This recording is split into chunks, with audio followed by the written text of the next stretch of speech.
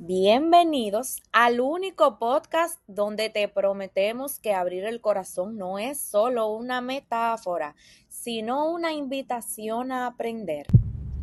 Estás en A Corazón Abierto, el espacio donde desarmamos los misterios del sistema cardiovascular para que no terminen desarmándote a ti. Bienvenidos. Buenas, esto es A Corazón Abierto, todos los jueves a las 1 p.m. por Cardio Radio 06.1 FM. Este jueves tratando sobre el tema de tromboembolia pulmonar. No se lo pierdan. Y en el episodio de hoy, señoras y señores, pónganse sus medias de compresión porque tenemos un problema de tráfico en la autopista de la vida.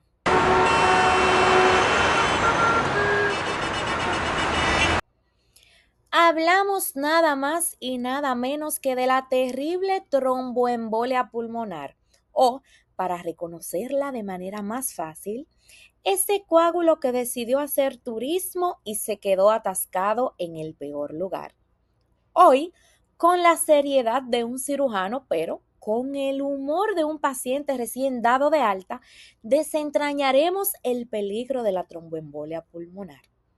Relájense, respiren profundo y prepárense para la dosis de conocimiento que sus corazones les están pidiendo a gritos. Cuéntame, Giancarlos, ¿qué tenemos para el día de hoy? Hoy abordaremos un tema de gran relevancia médica y que representa una de las principales emergencias cardiovasculares y no es más que la tromboembolia pulmonar, conocida también por sus siglas TEP. A lo largo de este episodio vamos a estar explicando qué es la tromboembolia pulmonar, su epidemiología, su fisiopatología, su clasificación, cómo se presenta clínicamente, cómo diagnosticamos esta enfermedad, tratamiento y las principales medidas de prevención. Así que acompáñennos a conocer más sobre esta condición que no solo afecta a nuestro pulmón, sino también que compromete directamente la función de nuestro corazón. De manera introductoria, la tromboembolia pulmonar es una enfermedad que puede aparecer de forma repentina y poner en riesgo la vida del paciente si no se reconoce a tiempo. Su importancia radica en que puede prevenirse y tratarse eficazmente si se identifican los factores de riesgos. Bien, chicos, vamos a definir lo que es la tromboembolia pulmonar y no es más que una enfermedad aguda y potencialmente mortal en la que el material embólico, por lo general un trombo procedente de una de las venas profundas de los miembros inferiores, va a bloquear una o más arterias del pulmón, causando un flujo sanguíneo deteriorado y un aumento de la presión para el ventrículo cardíaco derecho. Vamos a conocer la epidemiología del tromboembolismo pulmonar. El tromboembolismo pulmonar, junto con la trombosis venosa profunda, forman parte de la enfermedad tromboembólica venosa. Este es considerado el tercer síndrome cardiovascular agudo más frecuente después del infarto agudo de miocardio y del derrame cerebrovascular. Las tasas anuales de incidencia son, en el tromboembolismo pulmonar está entre 39 y 115 casos por 100.000 habitantes. La incidencia aumenta notablemente con la edad. Es 8 veces mayor en personas mayores de 80 años comparadas con las de 40. A nivel mundial, el tromboembolismo pulmonar representa una carga económica y sanitaria considerable, con costos estimados de 8.500 millones de euros anuales en la Unión Europea, considerando hospitalizaciones, tratamientos y pérdidas indirectas de productividad. En cuanto a la mortalidad, se calcula que el tromboembolismo pulmonar provoca al menos 300.000 muertes anuales en Estados Unidos y en 6 países europeos se estimaron más de 370.000 muertes en el 2004 relacionadas con la enfermedad tromboembólica venosa. Por otra parte, el 34% de los pacientes fallecen de forma súbita o pocas horas antes de recibir tratamiento. En el 59%, el diagnóstico de tromboembolia pulmonar se realiza después de la muerte, o sea, post-mortem, y solo el 7% son diagnosticados correctamente antes de fallecer. Se estimaron las tasas de letalidad han disminuido en los últimos 15 años, probablemente gracias a mejoras en los tratamientos y terapias anticoagulantes, en una mejor adherencia a guías clínicas y un diagnóstico más precoz y preciso. Vamos a conocer los factores de riesgo del tromboembolismo pulmonar. Existe un amplio número de factores de riesgo ambientales y genéticos predisponentes a lo que es la enfermedad tromboembólica venosa. Ya sabemos que aquí vamos a tener al tromboembolismo pulmonar y a la trombosis venosa profunda. Esta vez le traje 3 tablas donde se dividen los factores de riesgos en factor de riesgo fuerte, factor de riesgo moderado y factor de riesgo leve. Vamos a empezar explicando esta pequeñita tabla, que es la primera, donde nos muestra los factores de riesgos fuertes. Aquí vamos a tener fracturas en las extremidades inferiores, hospitalizaciones por insuficiencia cardíaca o fibrilación auricular en los 3 meses previos, reemplazo de cadera o rodilla, algún traumatismo importante, infarto agudo de miocardio en los últimos 3 meses previos, también la embolia venosa previa y lesión de médula espinal. Siguiendo con los factores de riesgos, tenemos la segunda tabla que les mencioné. Tenemos los factores de riesgo moderados.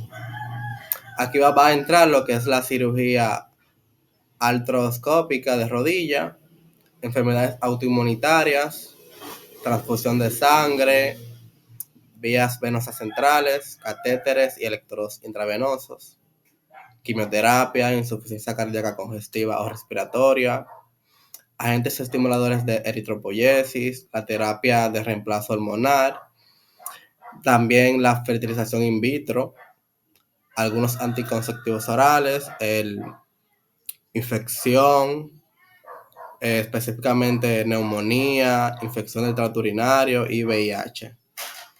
También tenemos enfermedad inflamatoria intestinal, cáncer con mayor riesgo en enfermedad metastásica, también el accidente cerebrovascular paralítico, la trombosis venosa superficial y la trombofilia.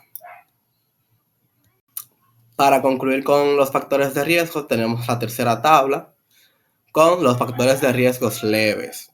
Aquí vamos a tener el reposo en cama mayor de 3 días, la diabetes mellitus, la hipertensión arterial, la inmovilidad por estar sentado, por ejemplo, en un viaje prolongado en coche o avión, el aumento de la edad. La edad nunca se queda cuando se trata de una enfermedad cardiovascular. También entra aquí lo que es la cirugía laparoscópica, la obesidad, el embarazo y venas varicosadas. Bien, antes de pasar a la fisiopatología del tromboembolismo pulmonar, debemos de explicar qué es la triada de Virchow, explicada por Rudolf Virchow. Esta triada explica los 3 mecanismos principales que favorecen a la formación de trombos y por tanto es clave en la fisiopatología del tromboembolismo pulmonar. ¿Qué nos dice esto? Bueno, aquí tenemos 3 mecanismos. Está la éstasis venosa, que no es más que la disminución o detención del flujo sanguíneo venoso. ¿Qué pasa aquí? Bueno, la sangre estancada permite que se formen coágulos en las venas profundas de los miembros inferiores o pelvis, que luego se desprenden hacia el pulmón. Por otra parte, tenemos la lesión endotelial, que es un daño o alteración de la pared interna del vaso sanguíneo, o sea, del endotelio. El endotelio dañado activa a las plaquetas y a la coagulación, favoreciendo formación de trombos. El otro mecanismo es la hipercoagulabilidad. Es una tendencia anormal de la sangre a coagularse, incluso si no hay una lesión aparente. El aumento de la coagulación facilita la formación de trombos que pueden migrar a nuestro pulmón. Cuando se combinan los tres factores, la éstasis, la lesión endotelial y la hipercoagulabilidad, aumenta significativamente el riesgo de trombosis venosa profunda y por consiguiente va a aumentar el riesgo de tromboembolia pulmonar. Vamos a conocer la fisiopatología. Los voy a dejar con un video para que vean cómo se ilustra esta parte de la fisiopatología, o sea, la formación del trombo.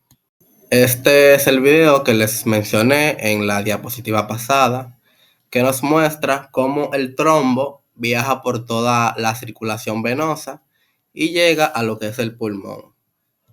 Este es el video que les mencioné en la diapositiva pasada, que nos muestra cómo el trombo viaja por toda la circulación venosa y llega a lo que es el pulmón. Este es el video que les mencioné en la diapositiva pasada, que nos muestra cómo el trombo viaja por toda la circulación venosa y Ok, vamos a seguir continuando con la fisiopatología del tromboembolismo pulmonar. Como les mencioné anteriormente, todo inicia cuando un trombo, generalmente originado en las venas profundas de la pierna, viaja a través de la circulación venosa hasta llegar a las arterias pulmonares. Eso es lo que se conoce como trombosis venosa profunda. Allí obstruye el flujo sanguíneo, bloqueando una parte del lecho vascular pulmonar. La arteria o arterias pulmonares quedan parcial o totalmente bloqueadas, lo que impide que una parte del pulmón reciba sangre. Esto genera un aumento repentino de la resistencia vascular pulmonar, porque el flujo se concentra en menos vasos. El ventrículo derecho debe trabajar más fuerte para vencer esa resistencia y mantener el flujo hacia los pulmones. Este esfuerzo súbito aumenta la poscarga del ventrículo derecho, lo que puede llevar a su dilatación y a un fallo agudo. El ventrículo derecho se dilata debido al aumento de presión y de volumen. Esto altera su contractilidad, o sea que es su capacidad para bombear sangre, provocando así una disminución en el gasto cardíaco y en la contracción del ventrículo derecho. Además, el tabique interventricular se desplaza hacia la izquierda, afectando el llenado del ventrículo izquierdo y disminuyendo aún más el gasto cardíaco total. Entonces, ¿qué va a pasar? La obstrucción también provoca un aumento de la presión arterial pulmonar, lo que reduce la perfusión coronaria del ventrículo derecho, o sea, su irrigación sanguínea. Entonces, como hubo una disminución en la perfusión coronaria, se provoca lo que es isquemia del ventrículo derecho. Recibe menos oxígeno y por eso causa isquemia en el músculo cardíaco derecho, lo que agrava su disfunción. Si el ventrículo derecho falla de manera aguda, el corazón no puede mantener un gasto adecuado. Entonces la presión arterial sistémica disminuye, o sea, va a haber una hipotensión severa o en otros casos un shock obstructivo. Si no se revierte a tiempo por trombólisis o por una reperfusión puede llevar a una muerte súbita, como podemos observar en el diagrama en espiral que les traje. Bien, chicos, vamos a continuar con lo que es la clasificación. Esta se subdivide en varias clases. Vamos a iniciar con la primera, que está según su reperfusión hemodinámica. Se clasifica en 3. Esta es la clasificación más usada porque orienta el manejo terapéutico y pronóstico del paciente. Entonces vamos a tener a la tromboembolia pulmonar masiva o de alto riesgo. Esta representa un compromiso hemodinámico severo, ya que hay una obstrucción del más del 50% de la circulación pulmonar. Esta provoca hipotensión arterial sistémica. También produce un shock obstructivo con bajo gasto cardíaco, hipoperfusión tisular y posible paro cardiorrespiratorio. Los síntomas típicos de este tipo de tromboembolia son la disnea súbita intensa, el dolor torácico, la cianosis, síncope, taquicardia extrema y signos de fallo del ventrículo derecho. Por otra parte, tenemos la tromboembolia pulmonar submasiva o de riesgo intermedio.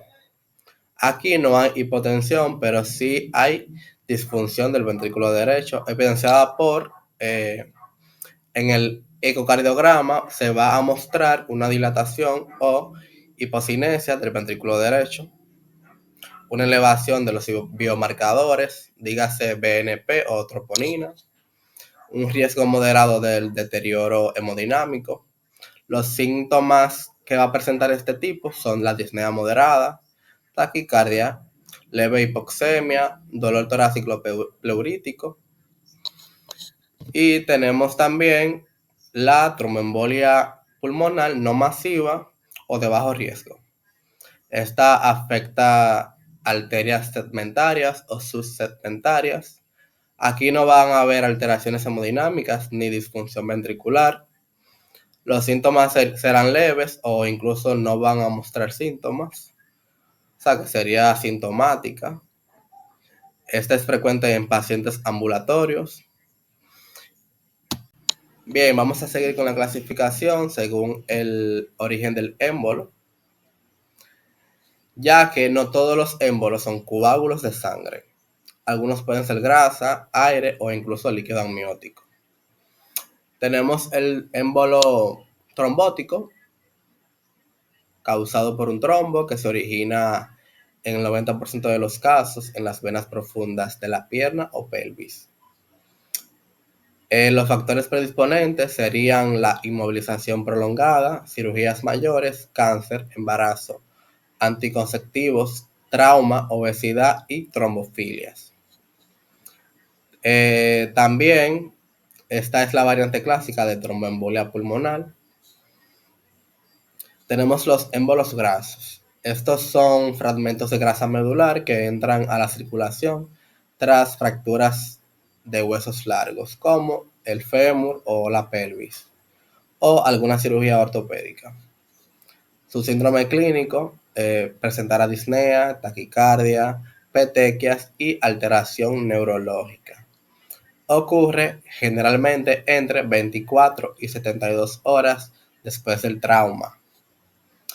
Tenemos los émbolos sépticos, causados por material purulento o bacteriano desprendido desde infecciones como endocarditis o abscesos. Este produce microémbolos múltiples con fiebre, disnea y signos sépticos. Por otra parte, tenemos los émbolos aéreos. Son burbujas de aire que entran en la circulación pulmonar. Se puede originar por manipulación de catéteres venosos, procedimientos quirúrgicos o trauma torácico. Causa obstrucción mecánica y colapso circulatorio. Y por último tenemos el émbolo por líquido amniótico. Es raro, pero altamente mortal. El líquido amniótico entra al torrente sanguíneo materno durante el parto o cesárea. Causa una reacción inflamatoria masiva y un shock anafilactoide. Seguimos en clasificación. Esta vez se va a clasificar según el tiempo de evolución en tromboembolia pulmonar aguda. Esta se presenta de forma repentina y genera síntomas graves. Si no se trata a tiempo, puede causar un colapso hemodinámico o incluso la muerte súbita. Requiere atención inmediata. Y por otra parte tenemos la tromboembolia pulmonar crónica o recurrente.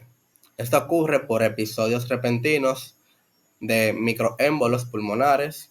Con el tiempo genera hipertensión pulmonar tromboembólica crónica. Los síntomas de estas serían la disnea progresiva, fatiga y signos de insuficiencia cardíaca derecha. También requiere tratamiento prolongado o incluso endarterectomía pulmonar.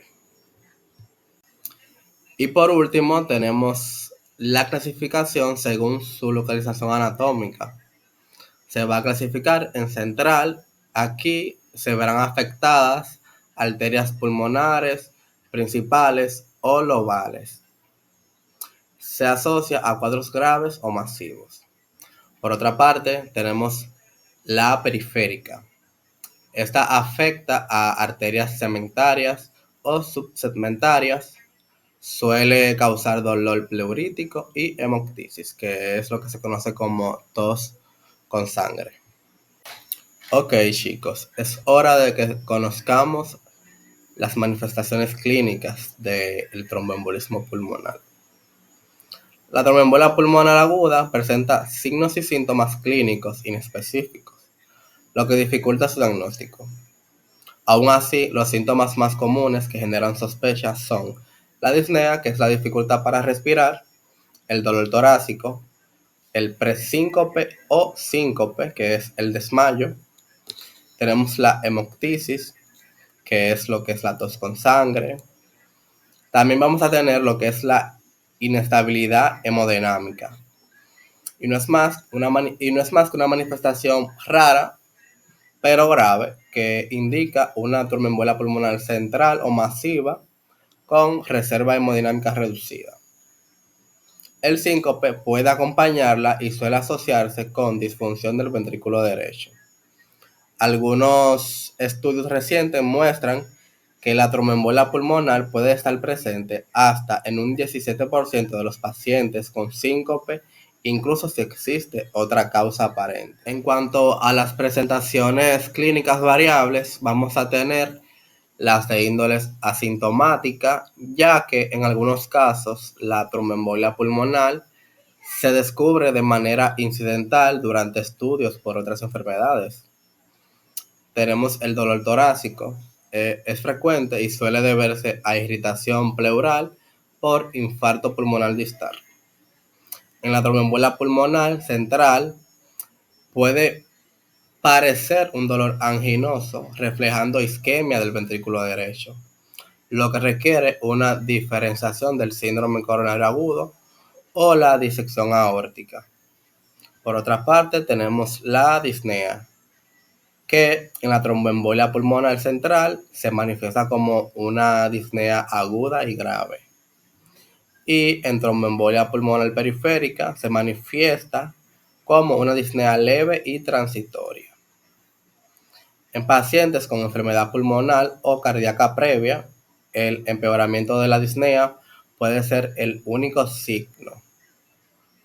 Ya para concluir con mi parte, tenemos las alteraciones respiratorias y gasometría. Podemos encontrar que la hipoxemia es común, es decir, el bajo oxígeno en sangre, pero un 40% de los pacientes puede tener una saturación normal, mientras que un 20% presentan un gradiente alveolo arterial normal.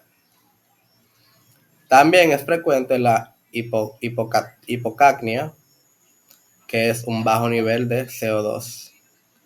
Esto ha sido todo de mi parte y los voy a dejar para que mi compañera Marielis los ilustre con lo que es el diagnóstico y todo lo que sigue.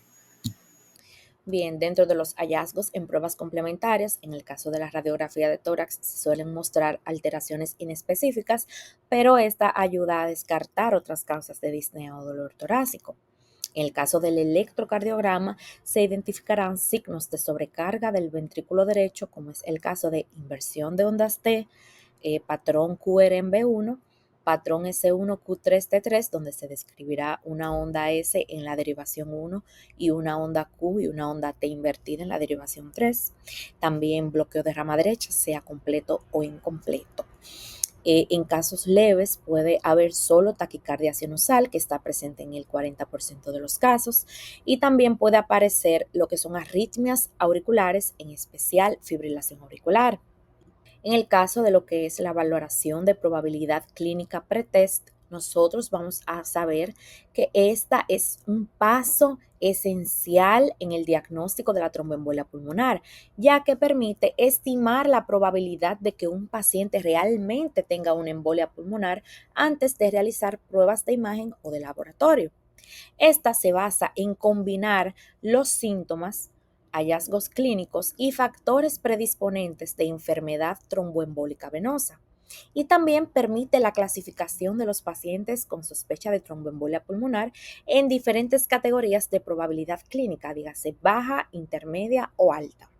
La importancia del pretest radica en que la probabilidad post-test, es decir, después de pruebas diagnósticas, depende directamente de la probabilidad pretest. Es decir, cuanto más alta sea la sospecha clínica inicial, mayor será el valor diagnóstico de las pruebas. En cuanto a los métodos de evaluación, existen dos enfoques principales para calcular esta probabilidad. En primer lugar, tenemos el juicio clínico empírico, que es de carácter implícito. Este está basado en la experiencia y criterio del médico.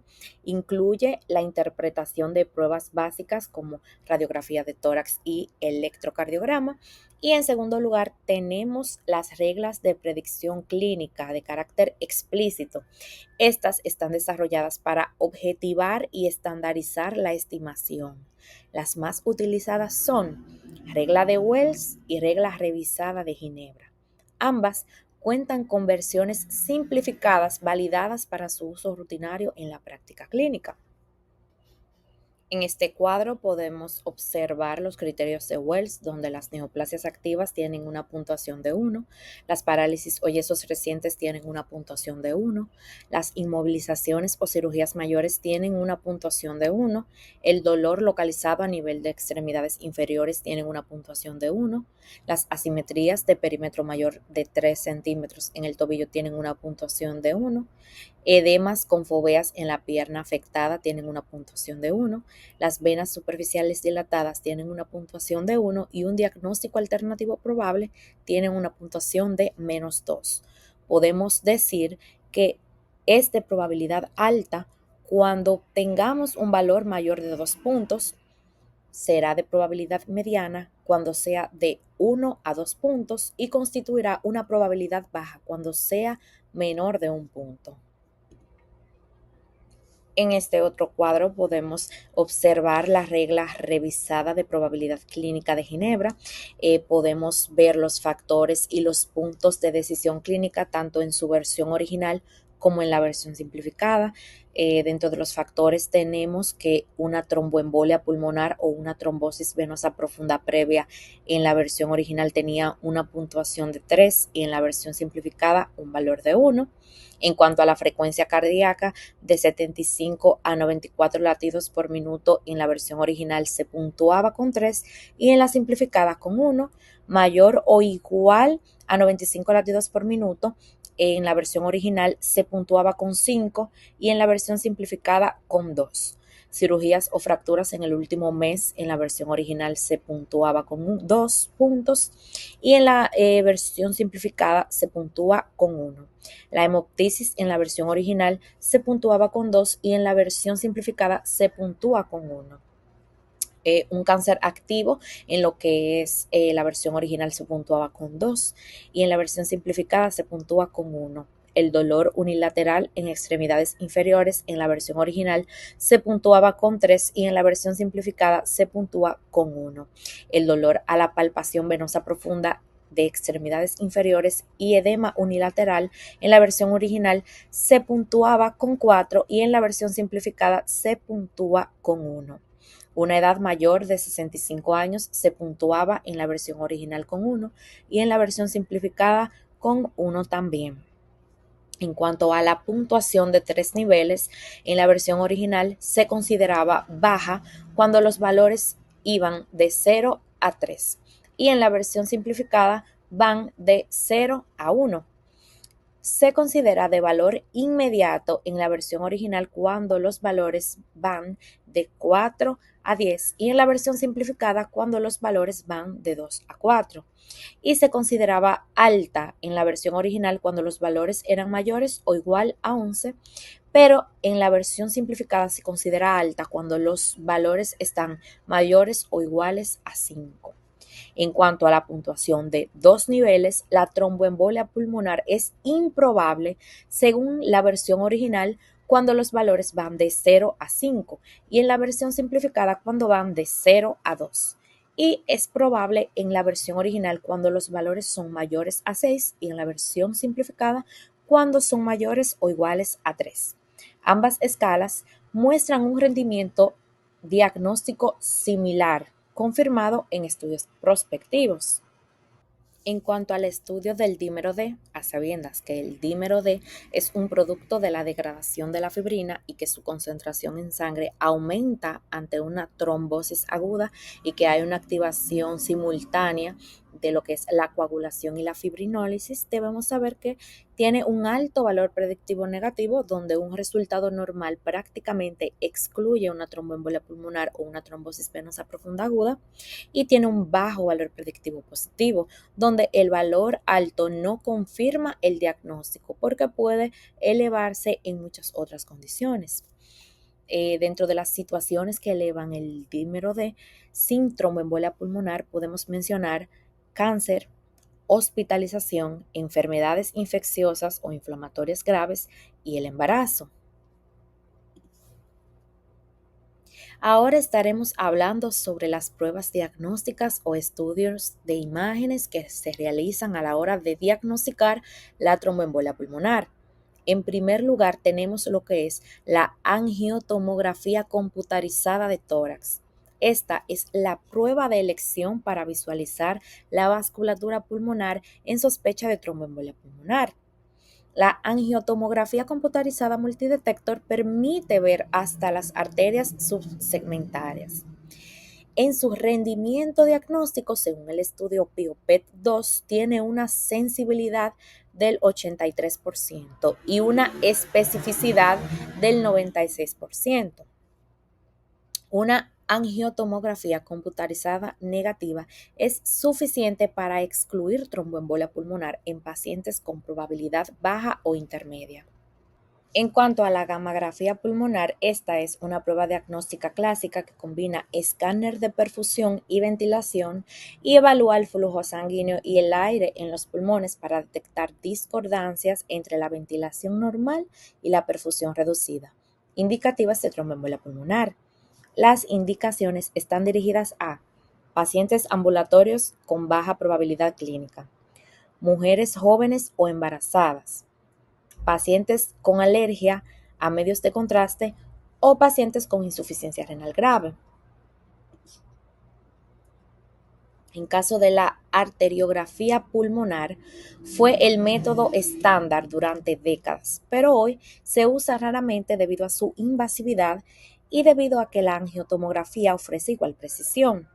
El diagnóstico se basa en visualizar directamente un trombo como defecto de llenado o amputación de una arteria pulmonar. Dentro de sus limitaciones encontramos la detección de trombos de hasta 1 a 2 milímetros y tiene variabilidad entre observadores, por lo que su uso ha disminuido de manera notable. En cuanto a la ecocardiografía, esta basa su utilidad en la detección de sobrecarga y disfunción del ventrículo derecho causadas por la tromboembolia pulmonar aguda. pero aún así no existe un parámetro único que sea completamente fiable debido a la geometría irregular del ventrículo derecho. Dentro de sus limitaciones y hallazgos tenemos el valor predictivo negativo, que es de 40 a 50%. Puede mostrar también lo que son signos similares por otras causas cardíacas o respiratorias, y la dilatación del ventrículo derecho aparece en al menos 25% de los pacientes con tromboembolia pulmonar. Hablemos ahora de los signos característicos. En primer lugar, tenemos el signo 60-60, donde el tiempo de aceleración de eyección pulmonar es menor de 60 milisegundos y el gradiente sistólico tricuspidio es menor a 60 milímetros de mercurio. También tenemos el signo de McConnell, caracterizado por la contractilidad reducida de la pared libre del ventrículo derecho con conservación del ápex. Estos signos ayudan a diferenciar la tromboembolia pulmonar aguda de un infarto del ventrículo derecho. En cuanto a la ecografía de compresión, la mayoría de las tromboembolias pulmonares se originan por trombosis venosa profunda de extremidades inferiores, dígase el 70% de los casos. Es sabido que la ecografía de compresión ha reemplazado a la venografía como prueba diagnóstica estándar, y en cuanto a su rendimiento, detecta trombosis venosa profunda en 30 a 50% de los pacientes con tromboembolia pulmonar. En caso de que se confirme una trombosis venosa profunda proximal, se puede iniciar tratamiento anticoagulante sin más pruebas. En cuanto a su procedimiento, en sospecha de tromboembolia pulmonar, puede hacerse un examen de 4 puntos: regiones inguinales y fosas popliteas bilaterales. Estos son los 4 puntos. Y en cuanto a los criterios diagnósticos, sería vena no compresible, lo que va a indicar la presencia de un trombo. Su valor diagnóstico tiene una especificidad del 96% y una sensibilidad del 41%. Por lo tanto, un resultado positivo confirma, pero un resultado negativo no excluye una tromboembolia pulmonar. En cuanto a la evaluación de la gravedad de la embolia pulmonar y el riesgo de muerte precoz, nosotros sabemos que la estratificación del riesgo en la tromboembolia pulmonar aguda tiene un objetivo principal, y este es identificar a los pacientes con mayor riesgo de muerte precoz y ajustar el tratamiento en consecuencia. Entonces, dentro de los criterios iniciales tendremos signos de inestabilidad hemodinámica que van a indicar riesgo alto de muerte precoz, y en pacientes estables la estratificación del riesgo se basa en 2 grandes grupos de criterios. En primer lugar, vamos a tener los indicadores clínicos de imagen y laboratorio, principalmente en los que se reflejan lo que es la disfunción del ventrículo derecho, y en segundo lugar tendremos las comorbilidades y condiciones agravantes que van a empeorar lo que es el pronóstico, así como la edad, la enfermedad cardíaca, la enfermedad renal, entre otros. Dentro de los parámetros clínicos de la gravedad, nosotros vamos a tener la insuficiencia aguda del ventrículo derecho, que va a constituir la principal determinante en la gravedad clínica y la evolución de la tromboembolia aguda. Entonces, esta se va a caracterizar por lo que es una congestión sistémica y una reducción del llenado y del gasto del ventrículo derecho. Y otros síntomas asociados a un peor pronóstico van a incluir taquicardia, presión arterial sistólica baja, insuficiencia respiratoria y síncope. En las pruebas de laboratorio y biomarcadores vamos a tener marcadores de daño miocárdico, como son las troponinas. Estas se van a elevar por lesión miocárdica secundaria a lo que es un aumento de presión en el ventrículo derecho, y su elevación se va a asociar a un peor pronóstico y a mayor mortalidad, pero tienen baja especificidad cuando se interpretan solas. En cuanto a las proteínas de unión a ácidos grasos cardíacos, estos son marcadores precoces y sensibles de lesión miocárdica y tienen un valor pronóstico positivo en pacientes tanto normotensos como no seleccionados. En cuanto a los marcadores de disminución del ventrículo derecho, la sobrecarga de presión del ventrículo derecho en tromboembolia pulmonar genera lo que es una liberación de péptido natriurético cerebral y NT-proBNP.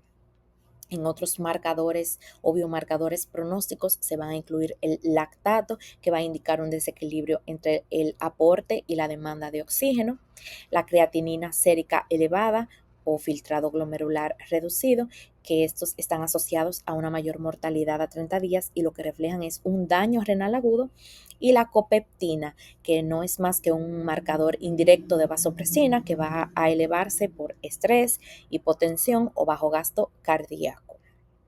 Ahora estaremos hablando sobre las escalas pronósticas principales. Dentro de estas vamos a tener en primer lugar el índice de severidad de la embolia pulmonar, que es una escala clínica que utiliza 11 variables para calcular la puntuación de riesgo y va a clasificar a los pacientes en 5 clases de riesgo, donde las clases 1 y 2 indicarán un bajo riesgo de mortalidad a 30 días.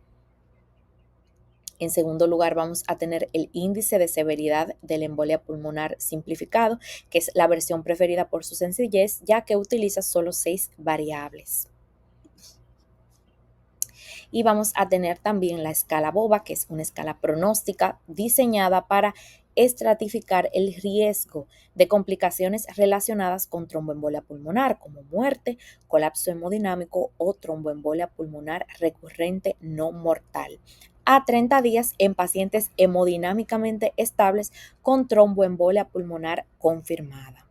Esta va a combinar disfunción de lo que es el ventrículo derecho, troponina elevada y otros signos clínicos. Ahora pasaremos a hablar acerca del tratamiento en la fase aguda de la tromboembolia pulmonar, donde se busca mantener la estabilidad hemodinámica y respiratoria, prevenir la muerte precoz y evitar la recurrencia o la progresión del trombo mediante anticoagulación y reperfusión según el nivel de riesgo. Esto mediante la asistencia hemodinámica y respiratoria, mediante la administración de oxígeno y ventilación, ya que la hipoxemia es característica de la tromboembolia pulmonar grave y se debe a lo que es el desequilibrio ventilación-perfusión. Se va a administrar oxígeno suplementario a todos los pacientes con tromboembolia pulmonar. Se puede utilizar cánula nasal de alto flujo mediante la oxigenoterapia de alto flujo, ventilación mecánica no invasiva o invasiva solo en inestabilidad extrema o paro cardiorrespiratorio, y la ventilación mecánica se debe aplicar con precaución, ya que la presión positiva intratorácica puede disminuir el retorno venoso y empeorar la función del ventrículo derecho. Y se deben evitar también anestésicos hipotensores durante la intubación. La prioridad es usar técnicas no invasivas y evitar maniobras que agraven la hipotensión. Ahora pasemos al tratamiento farmacológico de la insuficiencia ventricular derecha aguda con bajo gasto cardíaco sistémico, ya que este constituye la principal causa de muerte en tromboembolia pulmonar grave. Entonces, se va a evaluar lo que es el estado de volumen mediante la ecografía de la vena cava inferior o una monitorización de la presión venosa central. Una vena cava inferior pequeña o colapsable es sugerente de hipovolemia y puede requerir carga de volumen. En caso de que haya una presión venosa central elevada, debe interrumpirse la expansión de volumen, y los vasodilatadores que reducen la presión pulmonar pueden empeorar también lo que es la hipotensión sistémica, por lo cual se evitan en tromboembolia pulmonar inestable. En cuanto al soporte vital avanzado, ya que la tromboembolia pulmonar aguda debe sospecharse ante lo que es un paro cardíaco con ritmo no desfibrilable o disociación electromecánica, se sigue el protocolo de soporte vital avanzado. Si se sospecha tromboembolia pulmonar como causa, se debe iniciar tratamiento tromboembólico precoz. Y tras administrar el trombolítico, la reanimación debe mantenerse durante 60 a 90 minutos antes de ser suspendida, ya que la reperfusión puede ser tardía. En cuanto a la anticoagulación inicial, en pacientes con probabilidad clínica alta o intermedia se debe iniciar anticoagulación sin esperar confirmación diagnóstica. Dentro de los fármacos de primera línea utilizados, nosotros vamos a tener la heparina de bajo peso molecular, fondaparinux y la heparina no fraccionada. los cuales forman parte de los anticoagulantes parenterales indirectos. La heparina de bajo peso molecular y fondaparinux son preferibles. ¿Por qué? Porque representan menor riesgo de hemorragia grave o trombocitopenia inducida por heparina. En cuanto a los anticoagulantes orales no dependientes de la vitamina K, estos van a inhibir directamente la trombina, como es el caso del dabigatran o el factor X activado como el apixaban, edoxaban y rivaroxaban. Dentro de las ventajas que presentan, nosotros vamos a tener dosis fijas, o sea, van a presentar dosis fijas y no van a tener una necesidad de monitorización. Van a tener pocas interacciones con otros medicamentos y van a ser de inicio de rápida acción y eficacia, demostrada comparable con lo que son los antagonistas de la vitamina K. Y en cuanto a los antagonistas de la vitamina K, estos han sido el estándar durante décadas. Van a requerir lo que es un puente con la heparina por al menos 5 días hasta que el índice internacional normalizado esté entre 2.0 a 3.0 durante 2 días consecutivos, y su uso ha disminuido por lo que es el riesgo de interacciones y necesidad de controles frecuentes. Para el tratamiento de reperfusión se realiza por lo que es una trombólisis sistémica. Se disuelve lo que es el trombo y se restaura el flujo pulmonar de manera rápida. Se va a mejorar lo que es la presión pulmonar y la función del ventrículo derecho. Y el tratamiento percutáneo dirigido por catéter se realiza por reperfusión mecánica mediante catéter en arterias pulmonares por vía femoral. Esto lo que permite es fragmentar o aspirar trombos o combinar ultrasonidos más trombolíticos locales a dosis bajas. Esto está indicado cuando la trombólisis está contraindicada o ha fallado. En el caso de la embolectomía quirúrgica, esta será realizada bajo bypass cardiopulmonar y sin parada cardíaca completa. Este va a consistir en abrir las arterias pulmonares principales y extraer los coágulos, y está reservada para casos graves o contraindicación de trombolíticos, siempre que el centro tenga experiencia. Y en cuanto a los filtros de vena cava, estos evitan lo que es el paso de trombos venosos hacia lo que son los pulmones y se van a colocar por vía percutánea y pueden ser temporales o permanentes. Ahora estaremos hablando sobre la embolia pulmonar y el embarazo. La tromboembolia pulmonar aguda es una de las principales causas de muerte materna. Dentro de sus factores de riesgo tenemos la obesidad, la fertilización in vitro, la preeclampsia, hemorragias posparto, muerte fetal, cesárea, entre otras comorbilidades médicas. En cuanto al diagnóstico durante el embarazo, este se va a dificultar un poquito porque los síntomas se confunden con los del embarazo normal. Una prevalencia de lo que es la tromboembolia pulmonar que está confirmada en las embarazadas es de alrededor 2 a 7%, o sea, es baja.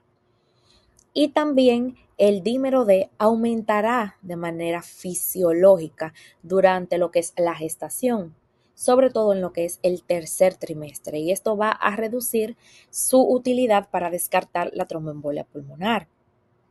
A nivel del tratamiento durante el embarazo, en caso de la heparina de bajo peso molecular, esta es la que constituye el tratamiento de elección, ya que esta no atraviesa la placenta. En el caso del fondaparinux, esta es una opción alternativa en caso de que haya alergia a la heparina de bajo peso molecular, aunque el fondaparinux atraviese levemente la placenta. Los que sí están contraindicados son los antagonistas de vitamina K y los anticoagulantes orales no dependientes de la vitamina K. En cuanto al manejo del parto, la planificación multidisciplinaria del parto en lo que son las mujeres tratadas con heparina de bajo peso molecular deben tomar en cuenta que hayan pasado mayor o igual a 24 horas desde la última dosis antes de aplicar la anestesia epidural o raquídea. Se debe mantener también una anticoagulación 6 semanas postparto, con una duración total de 3 meses. Y la heparina de bajo peso molecular y la warfarina son seguras durante el proceso de lactancia. Lo que no lo son los anticoagulantes orales no dependientes de la vitamina K. A modo de conclusión, podemos decir que la tromboembolia pulmonar es una enfermedad con presentación clínica inespecífica, lo que subraya la importancia de la valoración de la probabilidad clínica pretest usando escalas como Wells o Ginebra y el estudio del dímero D para guiar el diagnóstico. La clave del éxito en la tromboembolia pulmonar radica en un diagnóstico rápido, una evaluación de riesgo precisa y una terapia personalizada. Concluiremos el episodio de hoy con una frase que dice: un corazón sano mantiene vivo el cuerpo, un corazón bondadoso mantiene viva el alma. Esperamos que hayan logrado abrir sus corazones al conocimiento. Muchas gracias por acompañarnos.